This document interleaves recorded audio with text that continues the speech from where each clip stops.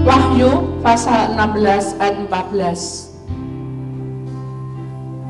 Itulah roh-roh setan yang mengadakan perbuatan-perbuatan ajaib, dan mereka pergi mendapatkan raja-raja di seluruh dunia untuk mengumpulkan mereka guna peperangan pada hari besar, yaitu hari Allah yang Maha Kuasa.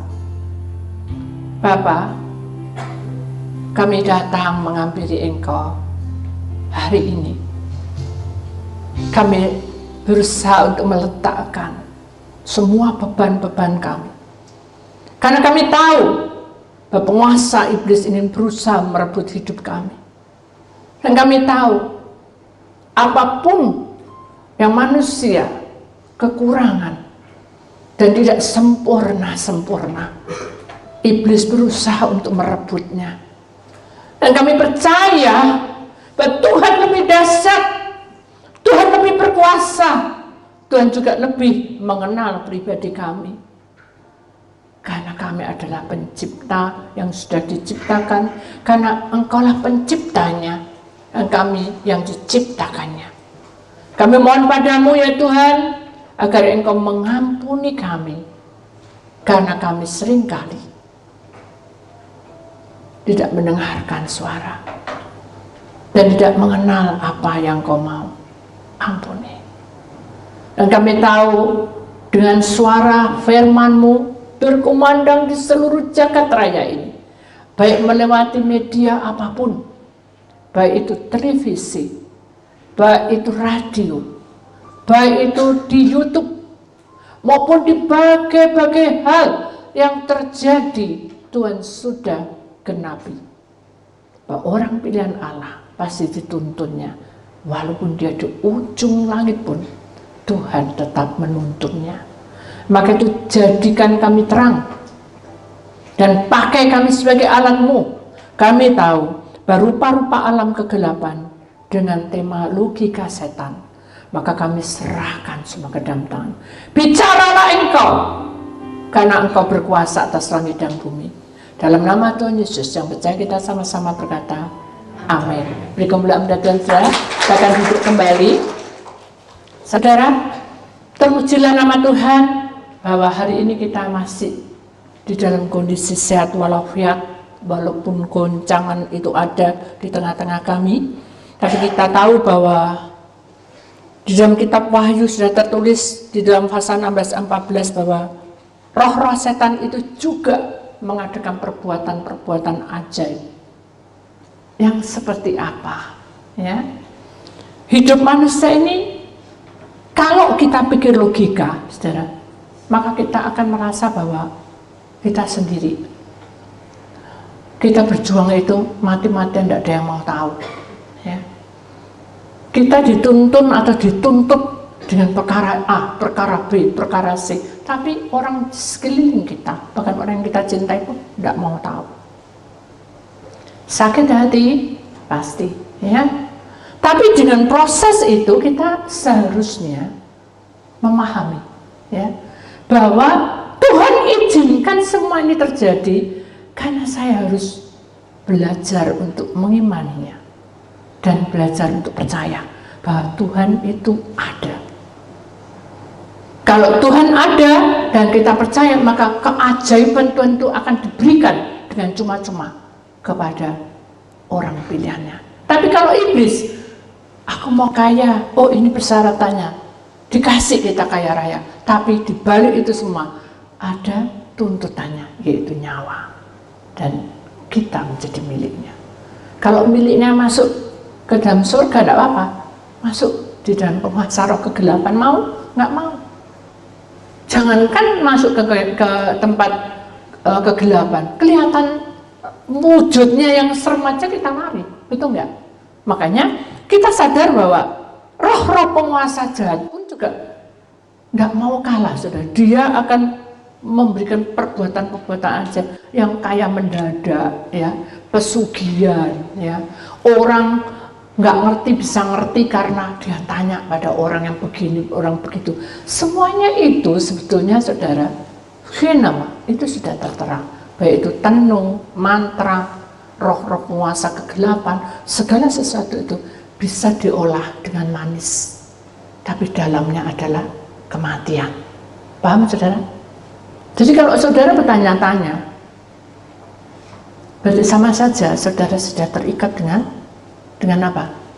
Dengan ikatan kuasa kegelapan. Makanya di sini katakan perbuatan ajaib yang iblis lakukan itu adalah yang main adalah logikanya setan, bukan Tuhan. Tuhan tidak memiliki logika, tapi Tuhan lebih berkuasa, lebih besar dan terbesar dan terdahsyat.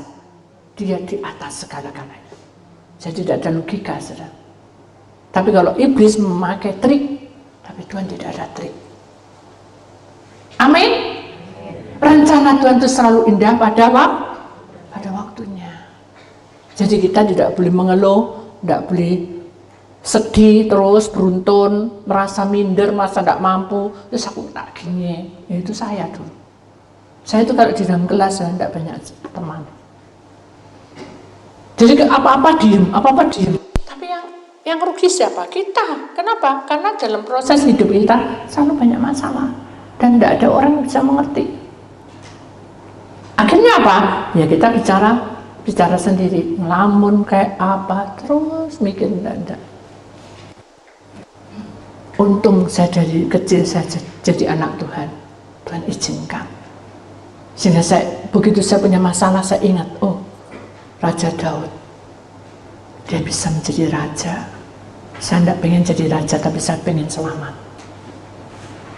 Oh, itu ada seorang hamba Tuhan di dalam firman Tuhan yang kelaparan. Tuhan kirim burung gagak. Gitu saja. Jadi firman yang masuk, yang kita dengar itu jangan didengar tok, tapi dimasukkan di dalam memori hidup kita. Jangan perkara-perkara yang tidak baik diingat-ingat, itu jadi luka. Tapi kalau perkara-perkara yang dari Tuhan, dari atas, mudah dilupakan. Kenapa? Karena kita tidak mau menyimpannya. Maka itu, mari kita harus belajar menuju kebenaran Tuhan. Jangan mau masuk dalam perbuatan-perbuatan kuasa kegelapan. Itu logikanya iblis. Dia akan seret semua. Raja-raja di seluruh dunia itu menggambarkan tentang orang-orang di seluruh dunia yang memiliki kedudukan, memiliki penguasa-penguasa yang punya power dalam hidupnya. Apa itu? Yaitu kekayaan, kemampuan. Nah ini yang diseret oleh iblis, dikumpul semua. Nah itu kan bahaya. Kenapa? Karena Tuhan Maha Kuasa sudah tahu triknya iblis, ya, logikanya iblis semua ada dibaca.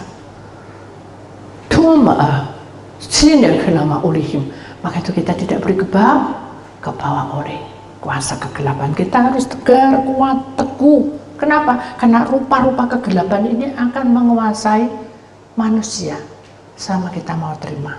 Loh, aku gak terima, Bu. Siapa semua terima? Loh, tapi pola berpikir kita sudah ke bawah. Buktinya apa? Kita merasa bahwa begini, begitu. Nah, itu sudah. Jadi kalau kita sudah bilang begini, begitu, itu sudah di stop dulu. Enggak, aku milik Tuhan, aku bersyukur. Amin. Amin. Mau belajar? Amen. Ya, itu firman Tuhan. Saya percaya bahwa dengan singkatnya firman Tuhan ini, saya mau saudara akan membuka hati untuk masuk di dalam tanya jawab, karena itu penting, ya, supaya selama kita masuk dalam dunia rupa-rupa kegelapan itu apa yang kamu simak, ya, itu kan pasti ada pertanyaan-pertanyaan yang harus diungkapkan, ya, silakan, ya, itu yang saya harap, supaya apa? Allah akan berfirman kepadamu, amin, lewat pertanyaan-pertanyaan itu, ya.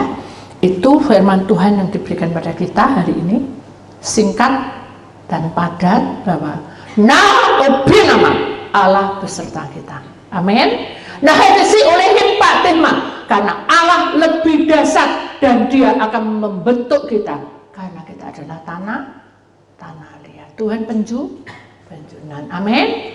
Itulah firman Tuhan, dan saya mau kita akan mau tanya jawab. Saya serahkan pada pengurus yang menanganinya. Sudah perhatikan tadi yang sudah diberikan surat-surat, ya, silakan. Terima kasih atas waktunya. Untuk sesi kali ini kita akan diskusi dua arah.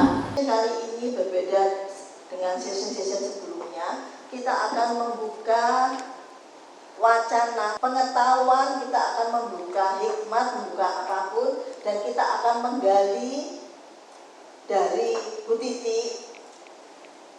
Aturannya seperti konseling terbuka lah, kan gitu.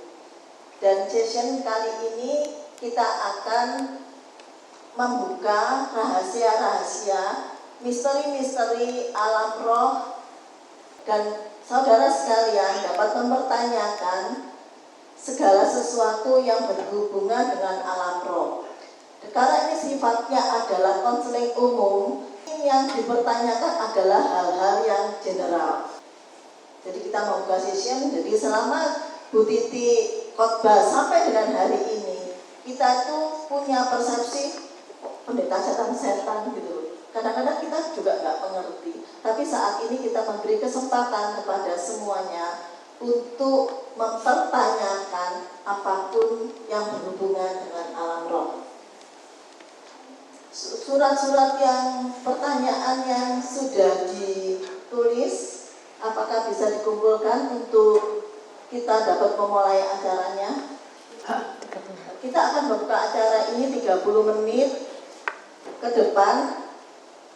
Jadi pertanyaan yang disajikan ke kita singkat, padat, dan jelas. Tolong kumpulkan kertas-kertas tadi yang ditulis ya. Ini bukan acara settingan, jadi Anda bisa bertanya apapun, dan suatu saat bagi yang besok juga kita akan membuka kesempatan untuk bertanya, tapi tidak saat ini. Anda bisa bertanya apapun mengenai alam roh. Sambil menunggu kertas-kertas dikumpulkan, ada satu pertanyaan pembuka dari saya, Bu Titi. Iya. Ya. Kita semua setuju kalau kita punya masa lalu kelam dan masa lalu yang bagus, kita pasti setuju. Tidak ada satupun di kita, karena kita ini bukan orang kudus, bukan orang baik, Bu Titi. Jadi kita ini dulu, karena ketidakmengetahuan kita, seringkali kita ini ke dukun, oke. Ke suhu, oke. Kita cari penglaris, oke. Kalau kita bisnismen, kita iri sama orang, oke. Kita melakukan hal-hal yang tidak masuk akal, oke. Sedangkan kadang-kadang kita sendiri itu kata-kata kotor gitu. Pastilah tidak ada orang ngamuk tuh ngomong, aduh cek pinternya, nggak mungkin gitu loh. Nah sampai di titik ini pun kita juga merasa belum tentu kok kita ini bagus-bagus amat gitu loh, Bu Titi. Apakah itu latar belakang yang jelek-jelek, yang bagus ya pasti tidak apa-apa atau Bu. Yang jelek-jelek ini sampai hari ini yang kita kerjakan ini, apakah itu yang hanya cukup untuk doa pelepasan? Oh enggak, saya akan terangkan ya. Memang itu wujud manusia ya, seperti itu kita akui ya. Tapi kalau selama kita sudah mengerti kebenaran ya, kita tidak akan mengulang lagi, itu pasti. Ada kemauan ke sana. Tapi kan kita masih ada beban memori tadi. Kalau itu tidak dilepaskan, itu tidak bisa. Jadi itu harus diputuskan. Kalau diputuskan, orang yang ikut dalam pelepasan itu juga harus mengerti bahwa ketika kita maju, kita masuk dalam doa pelepasan, apa yang didoakan? Jangan hanya menunggu dan mendengarkan. Apa yang menjadi permasalahan saudara, pelanggaran-pelanggaran itu harus diungkap, no. Tapi bukan aku begini, aku tidak, dalam hati diputuskan. Waktu lepas keluar. Buka hati itu hentak, buka, aku sudah ngaku bahwa aku salah. Aku ingin menjadi milikmu. Jangan lepaskan, keluar semua dah. Begitu kita keluar dari gedung ini atau dari tempat ibadah, kita tidak boleh ulang lagi. Itu yang pasti. Sampai pada pemulihan itu terjadi, karena itu seperti borok, saudara. Harus ada perawatan, harus ada pemupuan. Perawatannya dari apa? Firman Tuhan. Pemupuannya dari puji-pujian. Terus diisi. Sehingga dalam tubuh kita ini sudah tidak ada laknat atau kutuk yang terjadi. Ya, itu akan menambah iman kita sehasta, semakin kita bersukacita mengiring Tuhan. Dan ingat, dosa masa lalu bukan hilang begitu saja, saudara, tapi itu ada perhitungannya. Kenapa? Karena pada waktu setiap malam malaikat itu akan datang, apa kerjamu di bumi? Oh begini-begini, tercatat di sana. Terus kapan itu diadakan? Nanti kalau saya penghakiman tiba, semuanya itu tergantung dari Allah Bapa. Keputusannya masuk surga, masuk neraka. Ketika kita menjadi miliknya, Tuhan pasti pertimbangkan semua untuk hidup baru. Makanya ayo kita berlomba-lomba untuk hidup baru. Pembaruan itu ada tingkatannya. Amin. Itulah jawabannya. Jadi kalau misalkan di luar kita, kalau misalkan kitanya itu pasang sosok, kita pasang apa itu supaya kebal senjata dan benda-benda itu kan pasti ada di dalam tubuh kita. Betul. Jadi menurut Bu pelepasan. Pelepasan harus berpuasa ya saudara. Karena dengan puasa itu aura, kuasa kegelapan itu dikeluarkan sama Tuhan. Dan itu menurut iman. Kalau iman kita setengah-setengah tidak bisa juga. Jadi susuk itu kan keluar sendiri. Makanya kalau kita pelepasan dalam doa roh kegelapan, kalau keluar dari mulut itu seperti ular dan itu seperti bulan tumpeng, itu kelihatan juga saudara dalam roh. Jadi itu maksudnya seperti harus dikeluarkan semua dan hidup baru. Itu intinya seperti itu.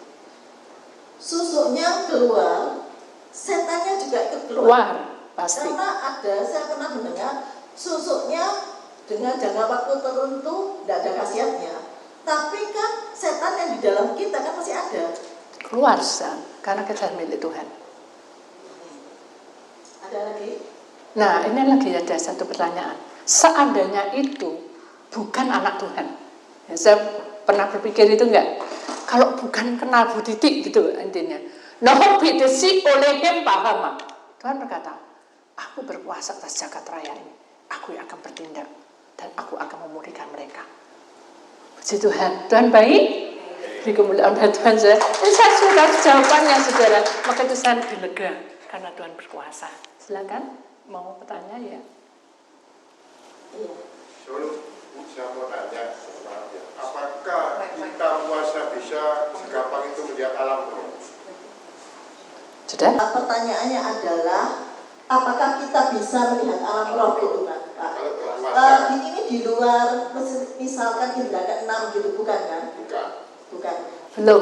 Belum tentu semuanya itu adalah kehendak Tuhan. Jadi kalau ini kita kumpul ya dengan banyak orang ini ya. Terus kita masuk dalam bahasa roh. Dan dengan bahasa roh itu ada beberapa orang yang bisa mendapat penglihatan dari Tuhan. Itu haknya Tuhan. Waktu ya. Sebetulnya kalau kita bisa melihat alam roh, kita harus melatih diri dulu. Tak semudah itu kalau menurut saya itu. Gini, maksudnya itu adalah melatih, itu tidak semudah, itu memang benar. Tapi kalau kita berdoa, Tuhan tunjukin sesuatu dan itu pesan, itu harus terjadi. Jadi kalau mama nih ya kita doa, nah ternyata emaknya itu mau meninggal, tapi dia belum diselamatkan. Dia melihat emaknya itu masuk dalam api neraka. Itu kan penglihatan juga. Terus dia nangis gerung-gerus, tidak selesai. Semua ibadah sudah selesai, dia nangis-nangis. Akhirnya kita deketi, kita doain, dan dia cerita bahwa dia kelihatan emaknya itu ada api besar apa, rumah saya mau kobong gitu. Nah kita doa. Tuhan tidak tunjukin kalau mau meninggal. Tuhan hanya bilang, baptiskan dia dan ikutkan dia dengan aku. Cuma gitu aja.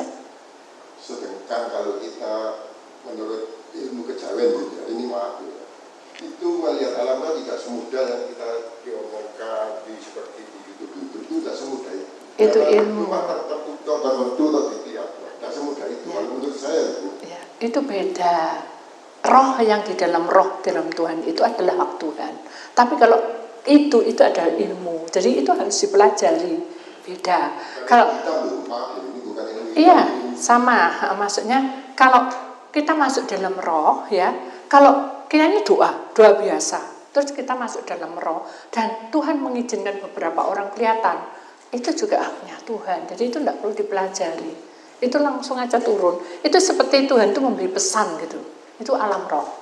Jadi kedepannya ditunjukin. Oh ini, atau sebelum terjadi ditunjukin, atau dalam diri dia harus dibuka seperti ini gitu. Maksudnya Bu Titi, bukan saya meminteri ya Bu Titi, nanti dikoreksi. Ya. Kalau melihat alam roh yang versinya Bu Titi, alam roh yang dapat karunia dari Tuhan. Jadi semua yang bukan dari Tuhan, misalnya kita ngilmu, kita apapun, itu adalah suatu ilmu yang bukan dari Tuhan. Kalau bukan dari Tuhan, kita tidak bisa bicara itu hitam atau putih. Tetapi yang datangnya dari Tuhan itu yang asli. Tapi manusia dikaruniai untuk berbuat yang lebih. Jadi manusia dikaruniai untuk mengilmu, ilmu sesat, ilmu putih, kejawen atau apapun. Tapi di mata Tuhan, menurut Bu Titi, itu adalah bukan dari Tuhan. Jadi yang dimaksud Bu Titi adalah melihat alam roh yang dilakukan Bu Titi adalah atas seizin Tuhan. Demikian Pak. Itu bukan hanya ilmu hitam putih ya. Kalau orang dikasih penglihatan itu dari talenta, dari nenek moyang, biasanya ada turunan, begitu juga ada. Ya, itu turunan. Nah, itu ya, ilmu turunan. Itu bukan ilmu hitam. Ya. Kalau ada turunan itu memang dikasih penglihatan, dia tahu. Ya. Tapi kita bukan membahas ilmu hitam atau putih. Ya, katanya Pak tadi mau hitam. Iya. Loh, ini Pak. Pak. Masuk akal loh. Bukan Pak, kita tidak bicara hitam dan putihnya. Kita bukan tidak bicara masuk akal atau tidaknya. Yang kita bicarakan di sini, menurut Bu Titi adalah yang namanya penglihatan. Itu penglihatan bisa dari manapun. Kita pun kadang-kadang kalau indera keenam, tapi yang maksudnya Bu Titi itu penglihatan alam roh yang ada di Bu Titi adalah yang dari Tuhan. Pemberian Tuhan. Ya, tidak semua orang bisa seperti itu. Iya. Kalau orang semua seperti itu, tidak ada orang di zaman Indonesia, tidak ada yang menang. Iya, Ya. Iya Pak, pastinya. Ya. Yang penting sekarang pembahasannya adalah bagaimana roh Tuhan itu tinggal, ya, dan dia bekerja di dalam hidup manusia.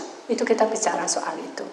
Ya, jadi kalau dibicarakan tentang yang tadi dibilangin tadi, itu sudah alurnya berbeda, maaf. Jadi ini kan kita masuk di dalam dunia roh, di mana Tuhan itu bekerja dan iblis itu lagi menunggangi, gitu. Intinya seperti itu. Nanti kalau ada pembahasan itu kita bahas lagi untuk yang ke depan, ya. Ini yang demikian Pak. Kita ganti topik. Iya. Bagaimana dengan basi atau feng shui? Apakah kita orang Kristen boleh mempercayai karena dibaca bisa cocok dengan yang dialami? Jadi untuk pertanyaan yang feng shui, horoskop dan lain-lain yang sifatnya ramalan, itu akan dijawab oleh Bu Titi. Itu semua adalah hak manusia, ya. Manusia bisa berbuat seperti ini, itu juga hak mereka. Tapi yang jelas di dalam Tuhan, saudara, segala sesuatu itu atas kehendak Tuhan. Kenapa kok bisa cocok? Seperti saya bilang bahwa kamu nanti akan dapat orang jodoh kembar. Ternyata kembar, tapi saya tidak mengimaninya. Kenapa? Kalau saya mengimaninya, berarti iblis menuntut saya karena dia sudah memberitahu saya. Paham, saudara? Jadi kita tidak boleh ke sana, gitu. Intinya seperti itu. Jadi kita tidak boleh dilihat dulu ke depan, tidak boleh. Kecuali kalau Tuhan sudah tunjuk, nih nanti tahun ini ada virus, nah itu bukan saya yang mau, Tuhan yang kasih tahu. Intinya seperti itu. Jadi saudara harus berhati-hati. Kenapa? Karena hal-hal seperti itu kita tidak tahu apa yang terjadi. Karena banyak hal yang terjadi yang kadang-kala membuat tambah stres dan depresi. Tapi saya juga tidak mau menjelekkan apapun. Itu adalah hak kalian. Tapi yang jelas di dalam Tuhan, hanya Tuhan yang mengenal pribadi kita. Amin. Ya, itu yang kita harus pahami semua, ya. Ada beberapa pertanyaan yang menanyakan tentang area rumah kita. Pertanyaan ini pun pernah saya alami. Kadang-kadang kita kalau ngalami, rumah kita ada A, ada B, ada C. Namanya kenapa? Kan gitu. Kadang-kadang kita berpikirnya, biar noe buat konco, kan gitu. Saudara-saudara, jangan tegang ya. Kita serius tapi wajah-wajahnya jangan tegang. Kita masuk dunia. Kita supaya penjelasan ini bisa tidak menjadi sesuatu yang mengerikan, tetapi menjadi sesuatu yang gitu dah, gitu loh. Ini mengenai rumah. Saya melihat apa aja Anda tegang semua ini, saya bingung. Ini pertanyaannya hampir sama mengenai rumah. Apakah dengan cara pengurapan rumah ada roh-roh yang bekas ular, rumah angker itu bisa tidak menyerang lagi, gitu intinya gitu. Terus ini yang mengenai rumah lagi. Kenapa di rumah saya seperti neraka? Sewaktu ada orang tua itu perkara yang wajar. Sekarang ada lagi mengenai rumah. Jadi ini topiknya sama mengenai rumah. Jadi saya bacakan sekalian. Ada orang lewat di depan rumah makan saya. Mungkin RM ini singkatan rumah makan. Saya sering tidak kelihatan. Memangnya ada apa di rumah makannya? Ini ada lagi. Jadi yang pertama mengenai rumah yang kalau sudah diurapi apakah sudah beres. Yang kedua ada orang yang tidak terlihat seliwer-seliwer di depannya rumah makan. Yang ketiga di kamar tidur itu sering terlihat kaget-kaget. Atas plafon kamar tidur belakang ada suara seperti orang lari-lari. Kadang suara bisik-bisik waktu tidur. Jadi intinya roh-roh yang mengganggu rumah. Bu Titi, silakan dijawab. Ya, saya akan jawab pertanyaan yang pertama, bahwa rumah yang sudah diurapi walaupun rumah itu angker, saudara. Rumah itu benda. Jadi rumah itu benda mati. Perhatikan ya, benda mati. Sekarang benda mati ini tidak bernyawa. Kita urapi dengan darah Tuhan Yesus. Doa, kalau kita benar-benar dengan iman, doanya betul terjadi. Betul enggak? Dengan darah Tuhan Yesus, sucikan rumah ini.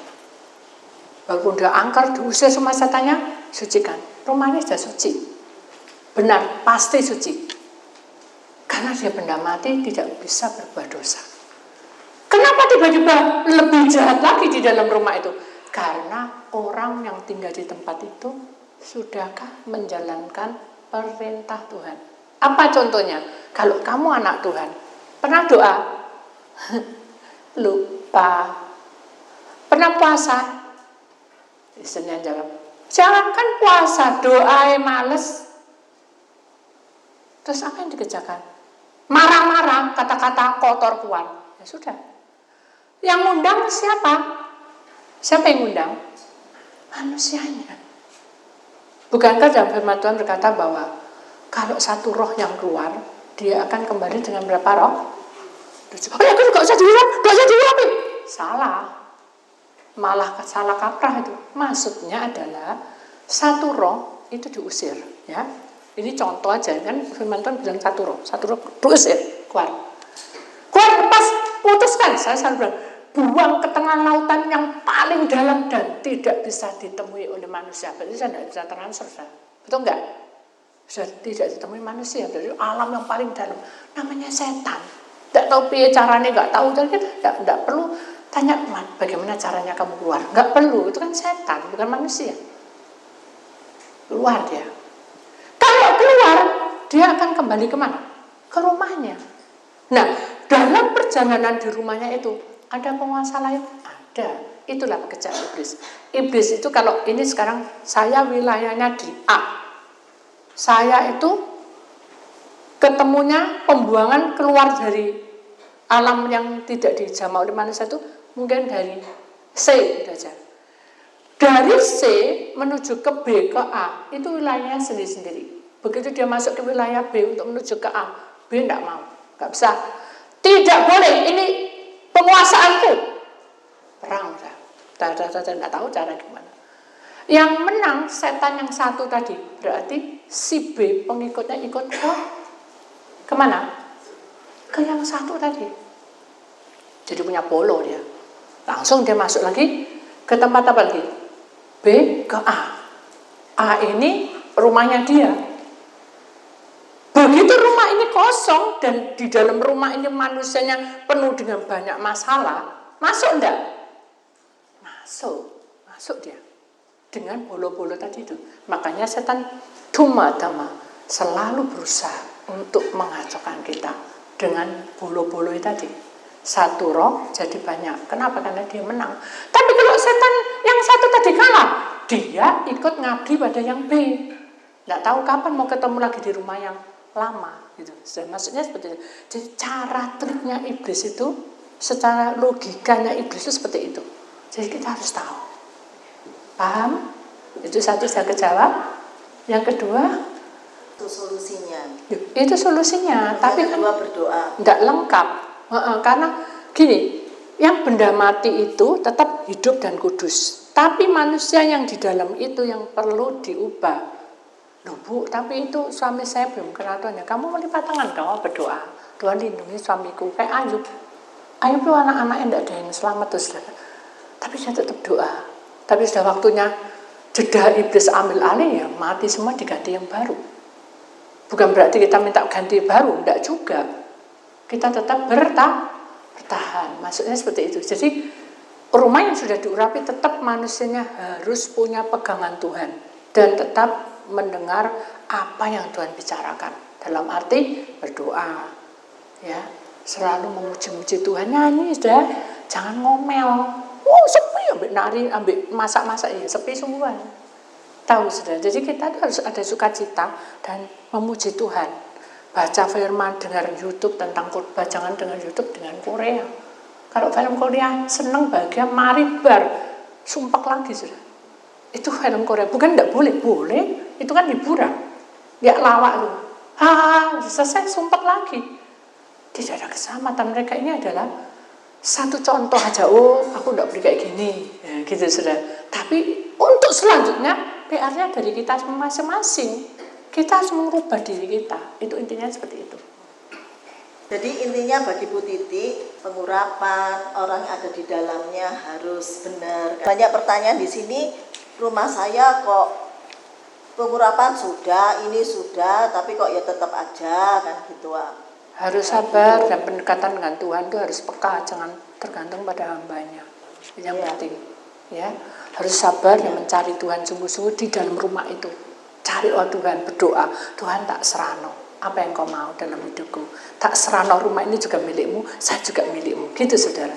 Jadi jangan menunggu sesuatu mukjizat. Boleh, tapi kan sesuatu itu kan harus dengan gerakan kita sendiri, sehingga powernya kita untuk mendapat kemenangan itu menjadi pihak kita. Amin. Ya. Berikutnya ini ada 2 pertanyaan yang hampir sama. Kenapa rumah saya seperti neraka? Itu yang pertama. Dan kalau seperti neraka berarti terjadi pertengkaran. Yang kedua, rumah saya ini menjadi menyeramkan. Sampai anjing saya pun takut. Tapi kita juga sudah doa. Apakah dengan penjelasan Bu Titi mereka berdua ini perlu pengurapan atau ada cara Tuhan yang lain atau bagaimana? Kalau kita bilang rumah ini neraka tidak mungkin. Karena kalau ini sudah diurapi, saudara, ini sudah bersih. Jadi ini ada damai sejahtera, itu pasti. Duh, buktinya enggak, tengkar itu diciptakan di diri kita sendiri karena kita ini yang hidup. Bukan rumahnya yang bentuk untuk damai sejahtera. Rumah sudah dikasih damai sejahtera, tapi dalam diri kita harus ada kemauan. Sudah, kita ngalah, kan gitu. Harus ada salah satu yang menengahinya dan kita bawa dalam doa. Kita enggak, ngalah terus aku udah dikeset. Ya, sudah dikeset sudah. Tapi kalau kita berdoa, berserah pada Tuhan, itu jalannya. Jalan yang terbaik adalah ngalah dan berdoa. Tapi beda lagi dengan rumah neraka yang ada roh-rohnya. Nah, kalau rumah sudah diurapi, tidak mungkin ada roh-rohnya. Tapi kalau rumah sudah diurapi, saudara pergi ke sana, ke situ, nah itu beda lagi.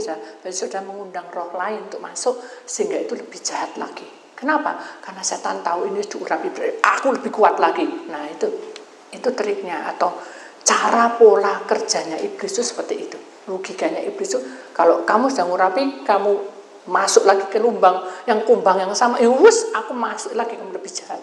Itu triknya iblis, ya. Kalau belum diurapi, Bu? Kalau belum diurapi ya tidak bisa. Harus diurapi dulu rumahnya supaya ada damai, lalu kita masuk jam doa dan berserah. Dan diurapi itu tidak harus dengan hamba Tuhan, tapi dari pribadi kita. Kalau kita berani, kita bisa melewati semua itu.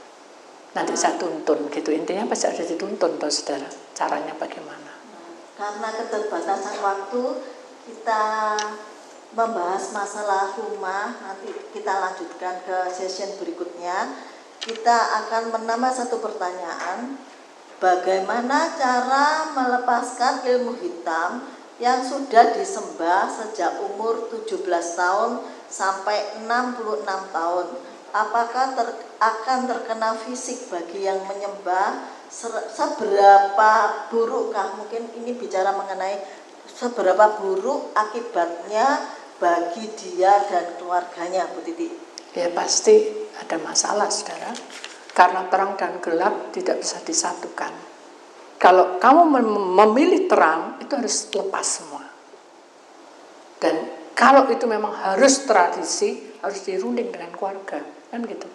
Jadi kita tidak memusuhi, tapi kita selesaikan dengan baik-baik. Karena saya tidak mau, gitu. Saya tidak sanggup. Bisa gitu tuh, saudara. Kalau itu toh memang harus terjadi dalam keluarga, kan harus dirunding gitu.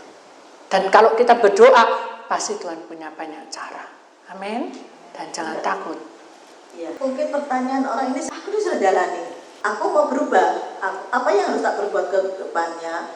Yang dia tanyakan, apa akibatnya? Ya. Apakah perlu konseling pribadi? Ya, atau bisa. Itu kan karena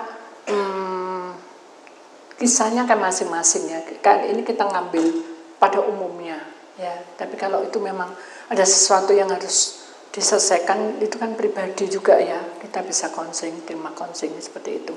Jadi besok hari Senin bisa konseling, ya.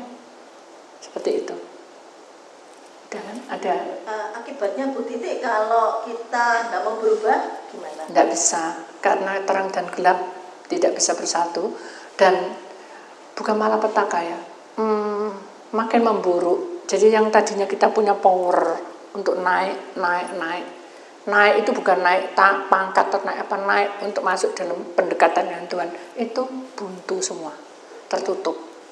Makanya kalau orang bilang bahwa kamu tuh tidak tahu seneng ya, karena sudah ditutup dengan aura-aura yang tidak baik itu.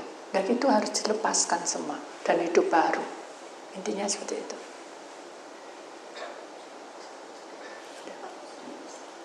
Terima kasih untuk pertanyaan-pertanyaan. Bila ada jawaban dari pihak kami yang kurang berkenan dan yang kurang mengena pada pertanyaan saudara-saudara sekalian, Anda bisa mengkonselingkan langsung kepada Bu Titi di tempat sebelum kami ibadah di Senin dan Rabu, atau bisa meng-calling Bu Titi di nomor yang tertera di pengumuman nanti. Kita butuh inputan, apakah dari saudara-saudara juga membutuhkan konseling umum seperti ini. Jadi Bu Titi akan membuka sarana seperti ini sehingga kita lebih dalam lagi bisa mengenal. Kan itu tidak hanya sekedar tahu tentang alam roh, tetapi kita harus mengambil sikap yang benar untuk melangkah di jalan yang benar. Demikian Bu Titi. Ya. Sekian dan terima kasih. Ya, puji Tuhan. Mari kita akan masuk dalam suatu penyembahan, saudara. Karena penyembahan itu berguna sekali untuk mengubah hati kita yang keras tadi ya. Yang banyak masalah, yang banyak tekanan-tekanan.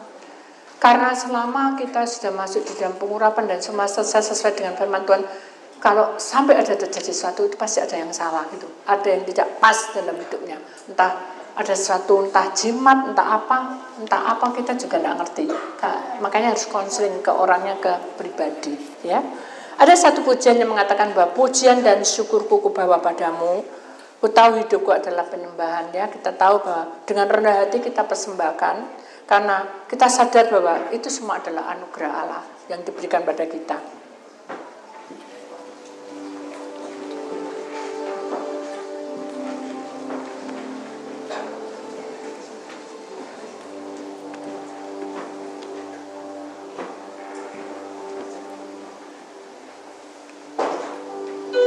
Syukur Yesus, terima kasih Allah, terima kasih Allah.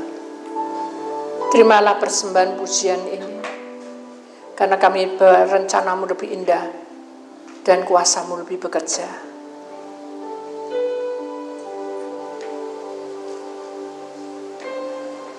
Syukur Yesus,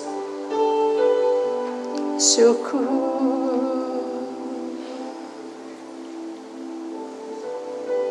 Terima kasih Yesus. Kami masuki pujian-Mu Tuhan. Terimalah pujian ini. Terima kasih Yesus. Pujian dan syukurku ku bawa padamu, dengan rendah hati ku persembahkan.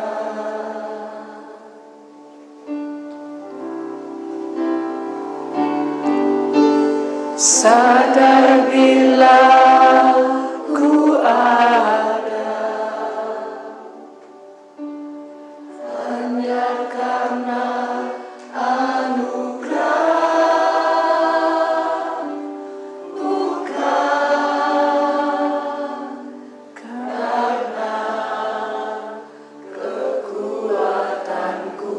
Sekali lagi katakan pujian dan syukurku. Pujian dan syukurku ku bawa padamu. Inilah persembahan kami. Dengan rendah, inilah tubuh roh jiwa kami, ku persembahkan. Kami akui di hadapan-Mu Tuhan. Sadar bila ku ada hanya karena anugerah, bukan karena kekuatanku. Kita akui di hadapan Tuhan, ku tahu.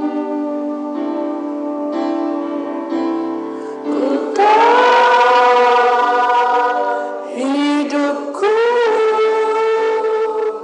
adalah penyembahan. Kami percaya dari ujung kepala sampai ujung kaki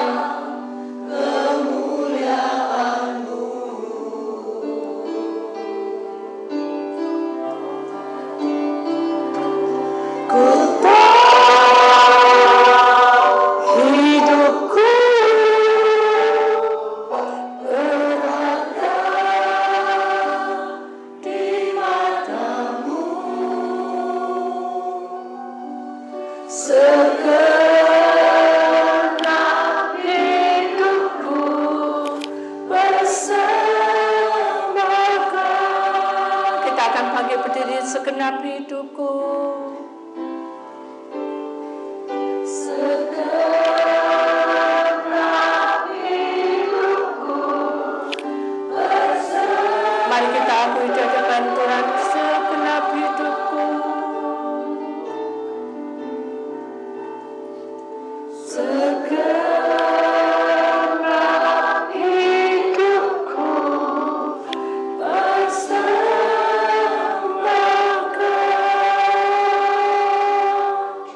kami sangat berterima kasih kepadamu ya Bapa, karena Engkau dahsyat di atas segala-galanya. Mari saudara kita angkat tangan melebihi dari atas kepalamu. Kami berterima kasih karena Engkau sudah ajarkan kami bagaimana cara rupa-rupa iblis menyerang kami. Engkau menuntun kami dan memberikan rahasianya, bagaimana cara untuk mengatasinya. Kami percaya itu semua adalah anugerah. Maka di dalam nama Tuhan Yesus Kristus, kami terima Tuhan berkat-Mu. Ladang hidupmu diberkati. Ladang rohanimu diberkati. Ladang kesehatanmu diberkati. Ladang pekerjaanmu diberkati. Ladang rumah tanggamu diberkati. Ladang keluargamu diberkati. Ladang pelayananmu diberkatinya. Di dalam nama Tuhan Yesus, kami siap memuji dan memuliakan Engkau. Dalam nama Tuhan yang percaya, sama-sama kita berkata, amin. Berkemuliaan Tuhan.